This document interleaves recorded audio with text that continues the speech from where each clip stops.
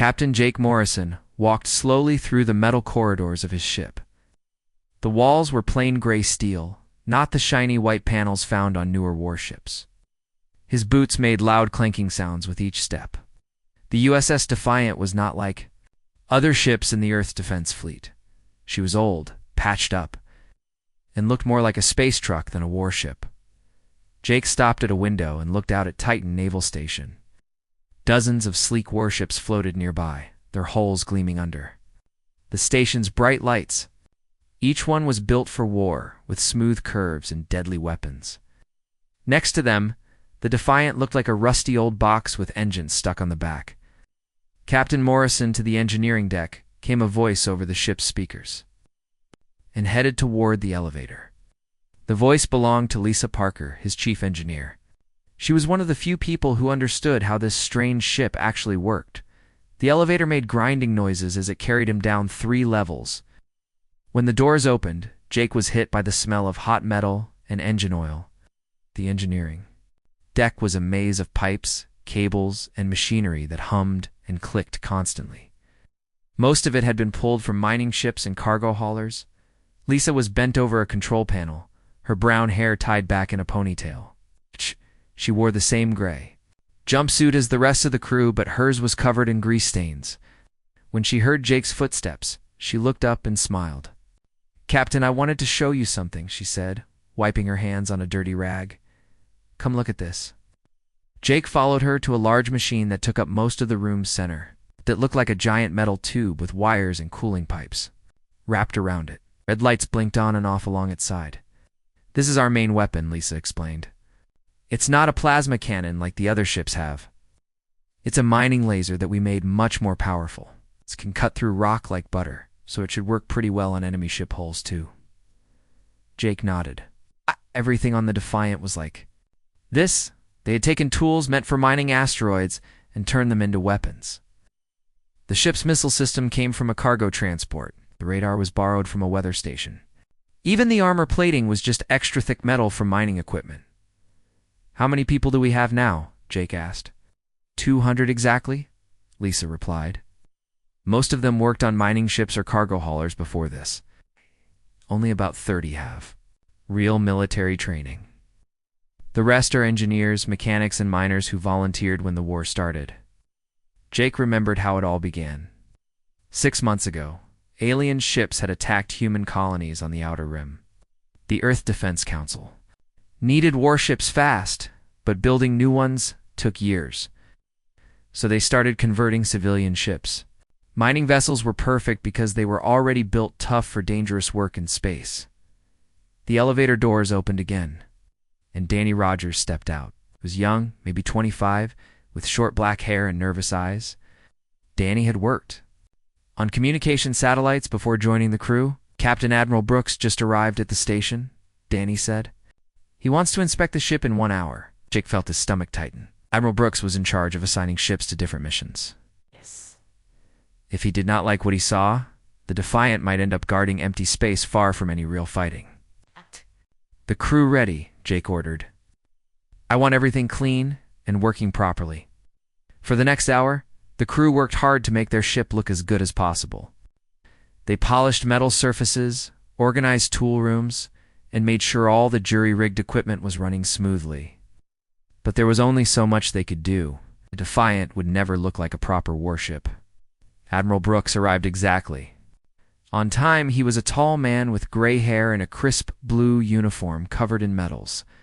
Behind him walked 2 younger officers who looked around the ship with obvious disappointment. "Captain Morrison," the Admiral said, shaking Jake's hand. "Read your files."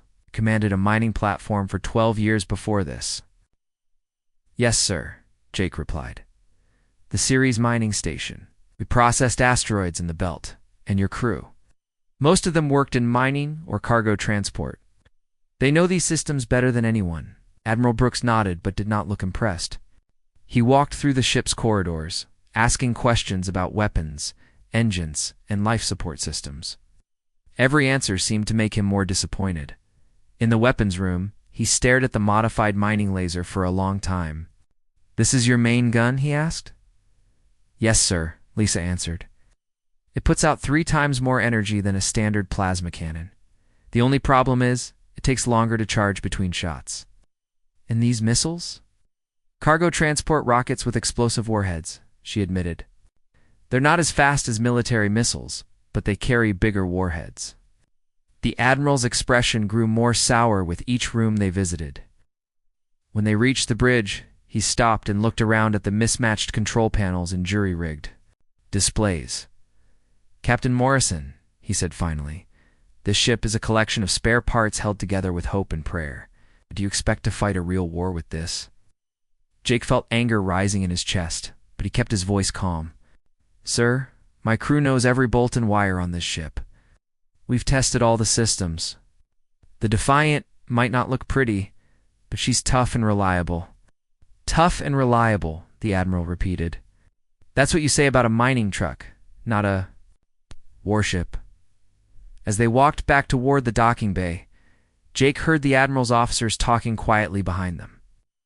"Look at that thing," one of them said. "It's like they stuck guns on a garbage truck." "Morrison's Folly," the other replied. "Heard they're calling it that at headquarters." Admiral Brooks stopped at the airlock and turned to face Jake. "Captain, I'm assigning the Defiant to patrol the Outer Rim colonies.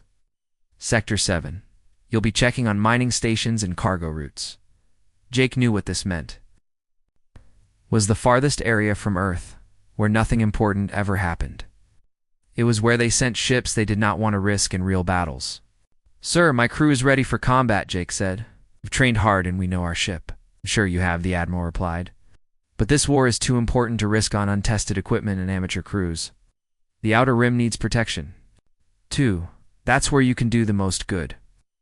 After the Admiral left, Jake called his senior officers to the bridge. Danny Rogers was there, along with Lisa Parker and Pete Collins, the weapons officer. Pete was a big man with thick arms who had spent 15 years loading cargo ships before the war. "Well, you heard him," Jake said. "We're going to the Outer Rim, Sector 7.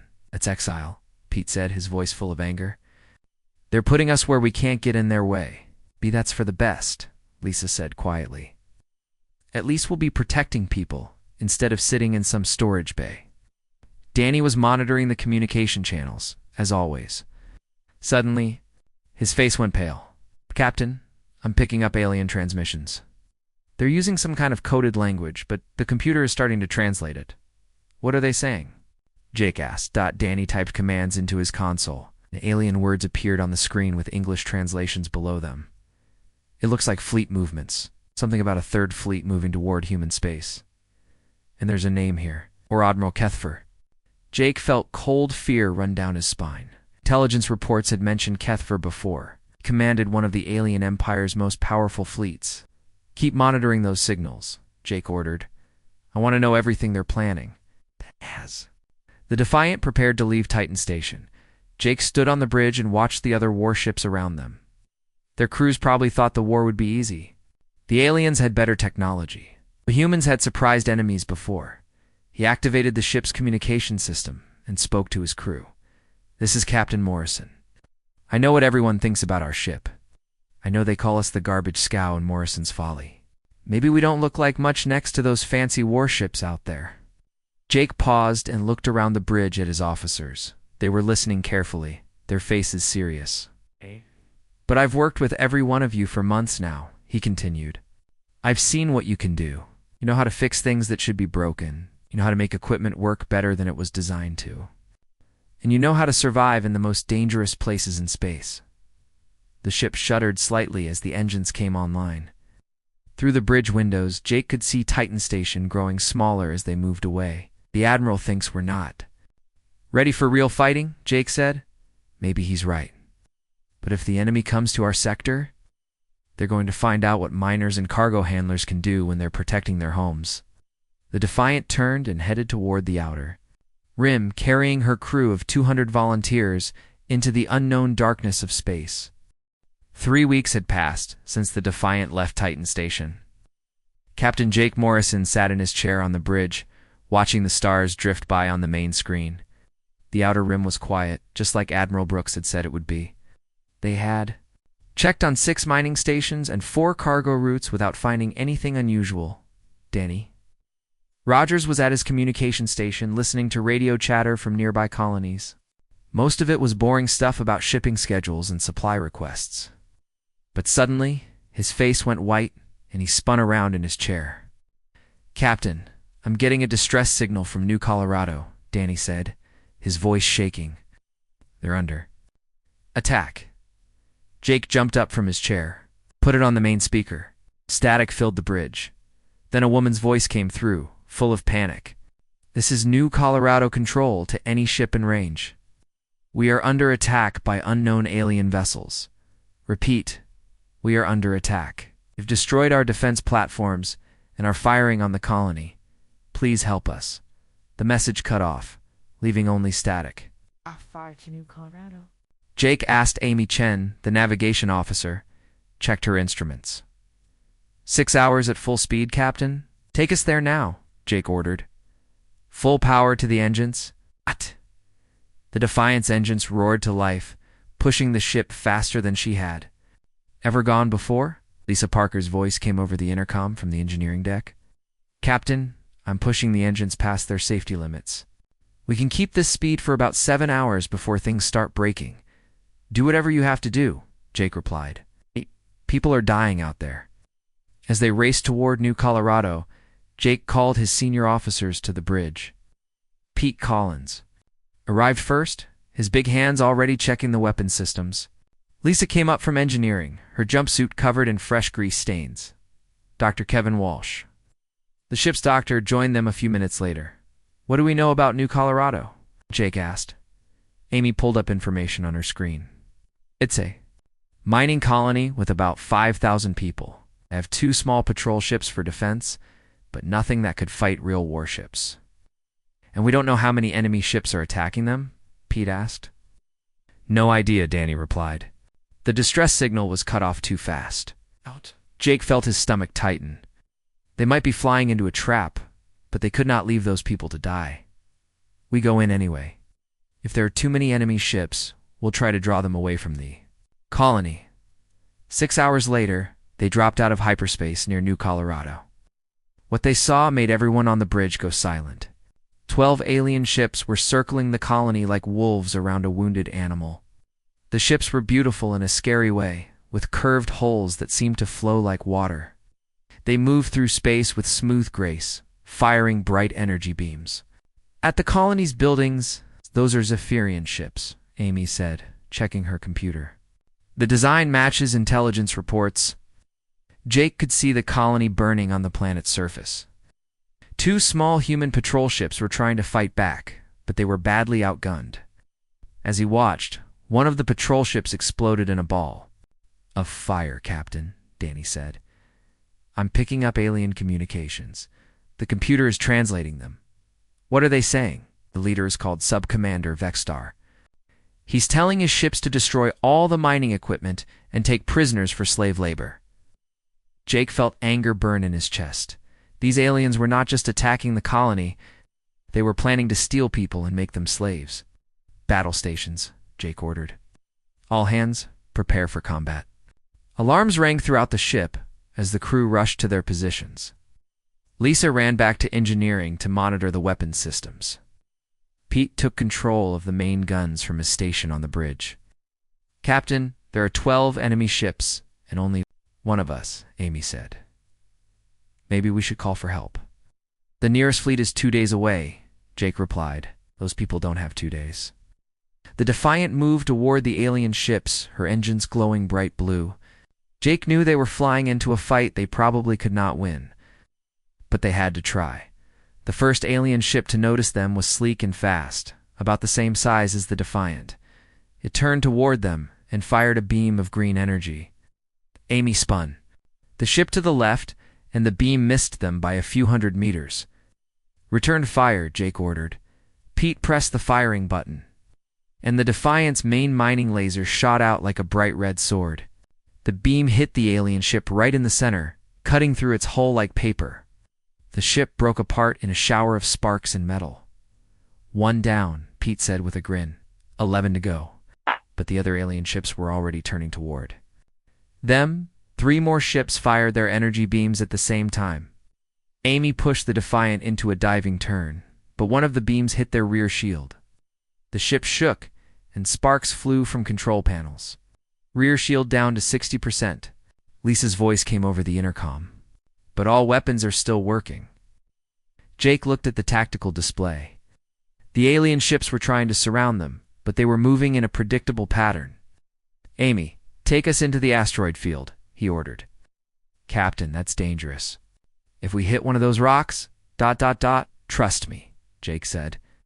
These aliens have never worked in asteroid fields before. We have. Amy nodded and steered the ship toward a cluster of floating rocks. The asteroids were big, some as large as buildings, and they tumbled slowly through space. For miners, asteroid fields were a normal workplace. For military ships, they were death traps. The Defiant slipped between two large asteroids, just as four alien ships followed them. The aliens were not used to flying in tight spaces, and they had to slow down to avoid hitting the rocks. This gave Pete time to line up his shots. Fire, Jake ordered. The mining laser cut through the hull of the nearest alien ship. At the same time, Pete fired a spread of their jury-rigged missiles. The explosions lit up the asteroid field like fireworks. 2. More alien ships were destroyed, but the others were learning to be more careful. Sub-Commander Vextar's voice came over the radio, speaking in his alien language. The computer translated his words. All ships, be cautious. These humans fight like cornered animals. Do not let them lead you into the rocks. Jake smiled grimly. Danny, can you send a message back to them? Yes, Captain. Computer can translate our words into their language. Tell them this. We are not cornered animals. We are miners, and this is our workplace. Danny sent the message in a few seconds. Later, they heard angry chattering from the alien ships. Sub-Commander Vextar was not happy. The battle continued for 2 hours. The Defiant used the asteroid field like a three-dimensional maze, popping out from behind rocks to fire at the aliens, then disappearing again. The crew's mining experience was paying off. They knew how to move in tight spaces and how to use the asteroids as cover. Pete was getting better at using the weapons, too. The mining laser was more powerful than regular ship guns, but it took longer to charge between shots. He had to time each shot perfectly. Captain, I'm down to my last 3 missiles, Pete reported. Make them count, Jake replied. Amy brought the ship around a large asteroid and found 2 alien ships waiting for them. They fired their energy beams at the same time, but Amy had expected this. She rolled the ship upside down and dove toward a smaller asteroid. The alien beams missed and hit the rock instead, breaking it into pieces. Pete fired his last 3 missiles at the 2 ships. The first missile hit one ship's engine, sending it spinning out of control. The second missile hit the other ship's weapons, disabling its guns. The third missile finished off the first ship completely. That's 7 down, Pete said. 5 left, but the remaining alien ships were getting smarter. They stayed together and avoided the asteroid field. Sub-Commander Vextar was coordinating their attacks. Trying to trap the Defiant in open space, Jake realized they needed to change tactics. Lisa, can you overload the mining laser for one big shot? It's dangerous, Captain. If the power coupling fails, we could lose all weapons. Do it anyway. Lisa's voice came back a minute later. Ready, Captain? But you'll only get 1 shot, and then the laser will be offline for 20 minutes. Jake watched the tactical display. The 5 remaining alien ships were forming up for a final attack. This was their chance. Amy, take us straight at them. Full speed. Captain, that's suicide. Trust me. The Defiant shot out of the asteroid field like a bullet, heading straight for the alien formation. The enemy ships were surprised by the bold move and hesitated for a few seconds. That was all Jake needed. Fire everything, he ordered. The overloaded mining laser shot out like a bolt of lightning, cutting through 2 alien ships at once. The explosion was so bright that the bridge lights automatically dimmed to protect everyone's eyes. Sub-Commander Vextar's ship was one of the 2 that had been destroyed. The remaining 3 ships suddenly found themselves without a leader. They fired a few random shots at the Defiant, then turned and fled toward deep space. "They're running," Danny reported. "All 3 ships are leaving the system." Back in his chair, exhausted. They had one, but it had been close. Very close. "Damage report," he called out. Lisa's voice came over the intercom. "Rear shield is completely down. Main laser is offline for repairs. We've got hull damage on decks. 4 and 7. But we're still flying. In the colony." 2 days after the battle at New Colorado, the USS Defiant was still limping through space. The ship's rear shield was completely gone, and the main mining laser was making strange noises every time Pete Collins tried to test it. Lisa Parker had been working non-stop in the engineering deck. Trying to fix the damage, Captain Jake Morrison stood in his small office, looking at reports from the battle. They'd won, but barely. If there had been even 2 more alien ships, the Defiant would have been destroyed. He knew they had been lucky. A knock on his door interrupted his thoughts. "Come in," he called. Danny Rogers entered, carrying a computer tablet. His face was pale and worried. "Captain, I've been listening to more alien communications. You need to see this." Jake took the tablet and read the translated messages. His blood went cold. The aliens were talking about something called the Third Fleet, and it was heading straight for human space. "How many ships?" Jake asked. 47, Captain, including something they call the Sovereign's Will. From what I can tell, it's their biggest warship. Jake sat down heavily in his chair. 47 ships was more than the entire Earth defense fleet. If this alien armada reached Earth, humanity would be finished. "There's more," Danny continued. "I found the route they're taking. They're coming through the Kepler corridor." Jake knew the Kepler corridor well. It was a narrow passage between 2 big space clouds called nebulae. Most ships used it as a shortcut between the outer rim and the inner colonies. The corridor was only about 50 kilometers wide, with asteroid fields on both sides. "Danny, send all this information to Earth Command immediately. Admiral Brooks needs to know what's coming." "I already tried, Captain. I can't get through to them. There's too much interference from the nebulae." Jake stood up and paced around his small office. They were on their own, just like always. Main Earth fleet was fighting somewhere else, and by the time they got the message, it would be too late. "How long before this alien fleet reaches the corridor?" Jake asked. "Maybe 4 days, Captain. 5 at most." Jake looked at the star charts on his wall. The Kepler corridor was only 2 days away from their current position. If they hurried, they could get there before the aliens arrived. "What are you thinking, Captain?" Danny asked. "I'm thinking we can't let 47 enemy ships reach Earth." Jake replied, "We have to stop them." Danny's eyes went wide. "Captain, there's only 1 of us, and 47 of them." "That's impossible, maybe," Jake said. "But we have to try." Jake called all his senior officers to the bridge. Lisa came up from engineering, her hands still dirty from working on the damaged systems. Pete Collins was there, along with Amy Chen and Dr. Kevin Walsh. They all looked tired from the repairs. "I've got bad news," Jake began. He told them about the alien fleet and showed them the intercepted messages. When he finished, the bridge was completely silent. 47 ships. Pete said slowly, "It's a lot of firepower. Too much for us to handle in a straight fight," Lisa added. "Our weapons are barely working after the last battle." Jake walked over to the navigation charts. "Look at this," he said, pointing to the Kepler corridor. "It's a narrow passage with asteroid fields on both sides. If we can get there first, we might be able to set up some kind of trap." Amy studied the charts. The corridor is only 50 kilometers wide. Any fleet going through there would have to bunch up their ships. "Exactly," Jake said, "and we know how to fight in asteroid fields." "They don't." Dr. Walsh spoke up. "Captain, even if we could damage some of their ships, we can't fight 47 of them. They'd overwhelm us in minutes." Jake had been thinking about this problem for hours. What if we don't have to fight them all at once? What if we can make them fight us on our terms? He moved to the tactical display and began drawing on the screen.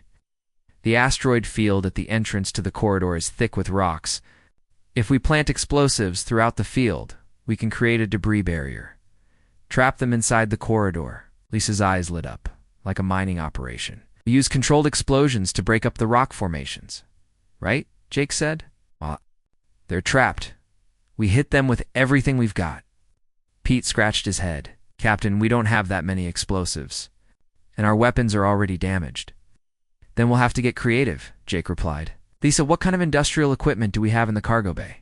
Lisa thought for a moment. We've got mining charges, cutting tools, and some electromagnetic pulse generators that we use for clearing space debris.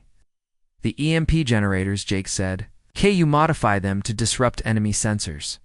Maybe if I can boost the power output and create a wider field effect. Jake turned to Amy. How well do you know the asteroid field around the corridor? Pretty well, Captain. I've flown through it dozens of times when I worked for the mining company. Good.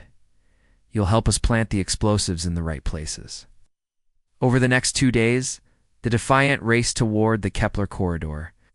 The crew worked around the clock, preparing for what they all knew was probably a suicide mission. Lisa and her engineering team modified every piece of equipment they could find. Mining charges were turned into ship-killing bombs. Cutting tools were rigged to work as missiles. Even the cargo containers were filled with explosives. Dr. Walsh set up a medical station on the bridge, knowing that the crew would need to stay at their posts during the battle. I've prepared emergency medical kits for everyone, he told Jake. But Captain, if we take serious damage, I won't be able to help everyone. Do your best, Doc, Jake replied. That's all any of us can do. Danny had been monitoring alien communications. Constantly, Captain. I'm picking up more transmissions from the alien fleet. They're still on course for the corridor. And there's something else. What? They're talking about us. The survivors from New Colorado reported back to their fleet. They know about the Defiant. Jake felt a chill run down his spine. What are they saying? Danny translated the alien words. The fleet commander is called War Admiral Kethfer. He's angry about losing those ships at New Colorado. He wants to capture our ship and study it before destroying Earth. Let him try, Pete said grimly. When they reached the Kepler corridor, Jake was amazed by what he saw. The passage was like a tunnel through space, with thick clouds of gas and dust on both sides. The asteroid field at the entrance was massive, with rocks ranging from small boulders to chunks as big as buildings. This is perfect, Lisa said. We can hide our ship in the asteroids and set up a kill zone in the corridor. The crew spent the next day planting explosives throughout the asteroid field. It was dangerous work, with people in spacesuits floating from rock to rock, drilling holes and placing charges. Several crew members were injured by flying debris, but they kept working. Amy used her mining experience to choose the best locations for the explosives. If we blow these rocks at the same time, they'll create a debris field that will block the corridor for hours, she explained. Lisa had set up the EMP generators on 3 large asteroids. When I activate these, they'll create an electromagnetic pulse that will disrupt enemy sensors and communications. They won't be able to coordinate their attacks. Jake watched his crew work and felt proud of what they had accomplished. These people were not professional soldiers, but they were doing everything they could to protect Earth. On the 3rd day, Danny picked up new transmissions. Captain, the alien fleet is approaching. They'll be here in about 6 hours. Jake called the crew back to the ship. Everyone was exhausted, but they had done everything possible to prepare. The Defiant was hidden behind a large asteroid, her engines shut down to avoid detection. All hands, this is Captain Morrison, Jake announced over the ship's intercom. In a few hours, we're going to face the biggest fight of our lives. We're outnumbered 47-1, and our ship is already damaged. By all logic, we should run away and hope someone else deals with this problem. Jake paused, looking around the bridge at his officers. They were all listening carefully, their faces serious but determined. But we're not going to run, he continued. We're going to fight. Not because we think we can win, but because it's the right thing to do. Behind us are all the colonies, all the mining stations, all the families that depend on us to keep them safe. We're all that stands between them. And 47 alien warships. The ship was quiet, except for the hum of life support systems. We're miners and cargo handlers and engineers, Jake said. We're not heroes, but today we're going to act like heroes anyway, because that's what humans do when their backs are against the wall. Danny's voice came over the intercom. Captain, I'm detecting the alien fleet on long-range sensors. They're entering the system. Jake took a deep breath. Battle stations, everyone. It's time to show these aliens what humans can do. The crew rushed to their positions as the Defiant prepared for the fight of their lives. Outside, 47 alien warships were approaching the Kepler corridor, confident in their overwhelming strength. They had no idea that a single human ship was waiting for them, ready to spring the most dangerous trap in space. Admiral Kethfer stood on the bridge of his flagship, the Sovereign's Will. The massive ship was 3 times larger than any human vessel, with weapons that could destroy entire cities. He was looking forward to capturing the little mining ship that had dared to fight his forces. The alien fleet entered the Kepler corridor like a pack of metal sharks. Captain Jake Morrison watched them on his sensors from behind the large asteroid where the Defiant was hiding. 47 ships moved in perfect formation, their hulls gleaming in the light of distant stars. They're beautiful, Amy Chen whispered from her navigation station, and terrifying. Jake had to agree. The Zephyrian ships looked like they had been grown rather than built. Their hulls curved and flowed like living things, and they moved through space with deadly grace. The largest ship, the Sovereign's Will, was 3 times bigger than anything humans had ever built. Captain Danny Rogers said quietly, I'm picking up their communications, or Admiral Kethfer is ordering his ships to spread out and search. For us, Jake watched the tactical display. The alien fleet was moving deeper into the corridor, but they were starting to spread out. If they scattered too much, his trap would not work. We need to make them bunch up, Jake said. Danny, can you send them a message? What kind of message, Captain? Tell them we surrender. Tell them we're hiding in the asteroid field and we want to give up? Danny's eyes went wide. Captain, if they believe that, they'll try to capture us. Exactly. They'll want to take our ship intact, so they'll have to come close together to surround us. Danny sent the message in the alien language. A few seconds later, they heard War Admiral Kethfer's voice over the radio, speaking in excited tones. What's he saying? Jake asked. He's telling his ships to form a capture formation. He wants us alive. Jake smiled grimly. The aliens were doing exactly what he had hoped. Instead of staying spread out, they were moving into a tight group in the middle of the corridor. Lisa, are the explosives ready? Jake asked over the intercom. Ready, Captain. All charges are connected to the detonator. EMP generators. Standing by. When I activate them, enemy sensors will be blind for about 10 minutes. Jake watched as more alien ships entered the corridor. They were all moving toward the asteroid field where the Defiant was supposed to be hiding, or Admiral Kethfer wanted, to capture the ship that had embarrassed him at New Colorado. 30 ships are in the corridor, Amy reported. 17 more are still outside. Jake knew he had to time this perfectly. If he triggered the trap too early, some of the alien ships would escape. If he waited too long, they might discover the Defiant's real location. 40 ships in the corridor, Amy said. 7 still outside. Close enough, Jake decided. Lisa, trigger the EMP generators. Now. 3 massive electromagnetic pulses erupted from the asteroids around the corridor. The invisible waves of energy washed over the alien ships, disrupting their sensors and communications. Perfectly coordinated fleet was blind and deaf. Now the explosives, Jake ordered. Lisa pressed the detonator. All around the corridor, mining charges exploded in brilliant flashes of light. Huge chunks of rock broke apart and began tumbling through space. Within seconds, the entrance to the corridor was blocked by a wall of spinning debris. The alien ships were trapped. All hands battle stations, Jake announced. Here we go. The Defiant's engines roared to life, and the ship shot out from behind the asteroid. The aliens were still confused by the EMP blast, their sensors flickering back. Online one by one, by the time they realized what was happening, the human ship was already among them. Fire, Jake ordered. Pete Collins pressed the firing button. The Defiant's mining laser cut through the hull of the nearest alien ship like a hot knife through butter. The ship exploded in a shower of sparks and metal debris. One down, Pete, said 39 to go. But the aliens were recovering quickly. War Admiral Kethver's voice boomed over the radio, speaking in sharp, angry tones. Even without translation, Jake could tell he was furious. What's he saying? Jake asked Dot.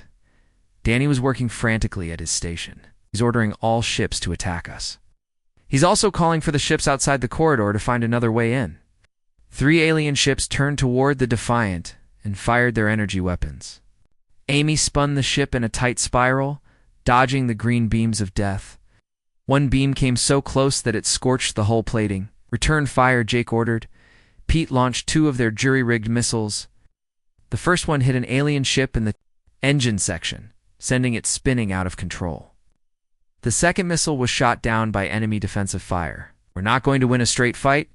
Lisa's voice came over the intercom. There are too many of them.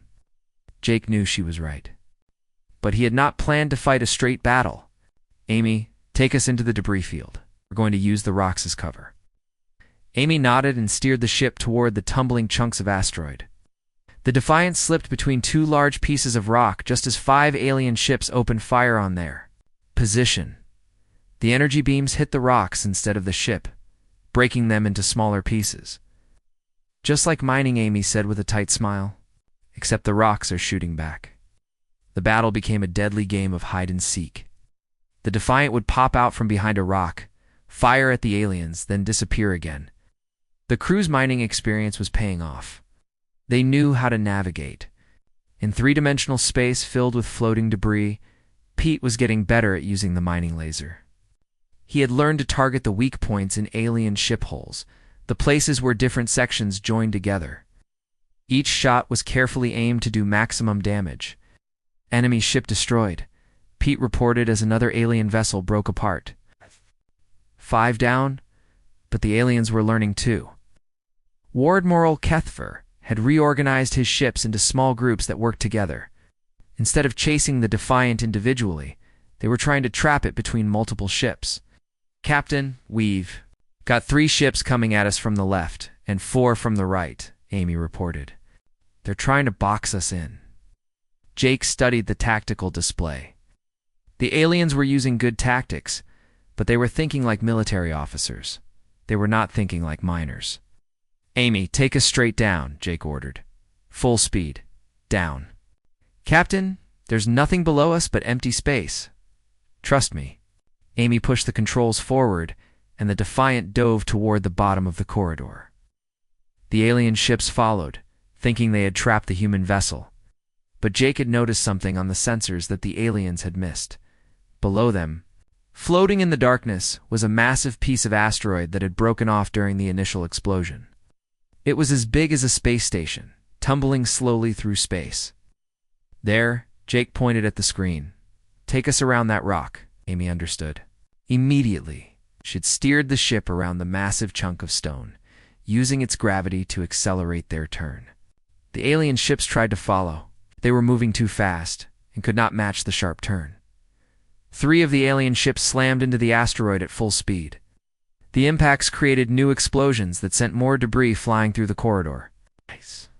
Flying, Pete said to Amy, that's 8 ships down. But where Admiral Kethver was not giving up. His voice came over the radio again, and this time he sounded coldly furious. He's calling us cowards, Danny translated. He says we fight like scavengers instead of warriors. I tell him we're not warriors, Jake replied. We're miners. Is our mine. The battle continued for 2 hours. The Defiant used every trick that Jake's crew had learned from years of working in space. They used the ship's small size to slip through gaps between rocks. They used their industrial tools as weapons. They even used the debris field itself as a weapon, pushing large chunks of rock into the paths of enemy ships. Dr. Walsh was busy, treating injured crew members. The ship had taken several hits, and sparks were flying from damaged control panels. But the crew kept fighting. Captain Lisa called from engineering. The main laser is overheating. I need to shut it down for 10 minutes, or it will burn out completely. Jake looked at the tactical display. They had destroyed 12 alien ships, but 28 were still fighting, and the ships outside the corridor were trying to find another. "Weigh in. Do it," Jake ordered. "We'll have to use missiles and ramming attacks." For the next 10 minutes, the Defiant fought with everything except its main weapon. Pete fired their remaining missiles at enemy ships. Amy used the ship's reinforced hull to ram smaller alien vessels. Crew even opened the cargo bay doors and launched mining equipment at the enemy ships. When the laser came back online, Jake made a decision that surprised everyone. "Amy, take us straight at the Sovereign's will," he ordered. "Captain, that's their biggest ship," Amy protested. "It has more firepower than the rest of their fleet combined." "Exactly. If we can damage their flagship, the rest of the fleet might lose their nerve." Amy nodded and steered the Defiant toward the massive alien warship. The Sovereign's will was a beautiful and terrifying sight, with weapons covering every surface. It was so big that it looked like a floating city. War Admiral Kethfer saw them coming and ordered all his ships to protect the flagship. But Jake had timed the attack perfectly. The other alien ships were scattered throughout the debris field, and they could not reach the Sovereign's will in time. "Pete, everything we've got," Jake ordered. "All weapons, all power." Pete overloaded the mining laser one more time, just like he had done at New Colorado. The beam that shot out was brighter than a star, cutting through space like a sword of light. The USS Defiant limped slowly back toward Titan Station, her hull scarred and blackened from the battle. Captain Jake Morrison stood on the bridge, watching the stars drift by. It had been 3 days since the fight at Kepler Corridor, and he still could not believe they had survived. Captain Danny Rogers said from his communication station, "I'm getting a message from Titan Station. Admiral Brooks wants to speak with you personally." Jake nodded. We had been expecting this call. The report he had sent to Earth's command was hard to believe. One damaged mining ship had destroyed 43 alien warships. If he had not lived through it himself, he would not have believed it either. Admiral Brooks appeared on the main screen, his face serious. Behind him, Jake could see other officers crowding around, trying to listen to the conversation.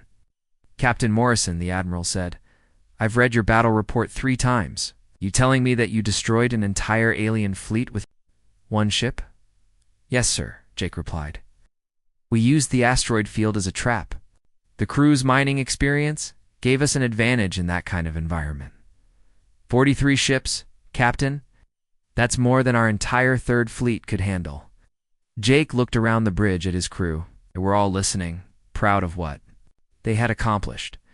"Sir, my people know how to work in space. They know how to use tools as weapons. And most importantly, they know how to think creatively when their backs are against the wall." Admiral Brooks was quiet for a long moment. "Captain, I owe you and your crew an apology. I thought the Defiant was a waste of resources. I was wrong." "Thank you, sir. There's something else. We've been monitoring alien communications since your victory. The news of their fleet's destruction has reached the Zephyrian homeworlds. They're calling it the disaster at Kepler Corridor." Danny looked up from his station. "Sir, I've been listening to their transmissions too. They're scared. They can't understand how humans defeated their best fleet." Admiral Brooks nodded. "The aliens thought we were primitive. They expected an easy victory. Your crew proved them wrong." When the call ended, Jake walked through his damaged ship. The corridors were filled with repair crews working to fix the damage from the battle. Many of his people were injured, with bandages and slings, but they were all working hard to get the ship ready for action again.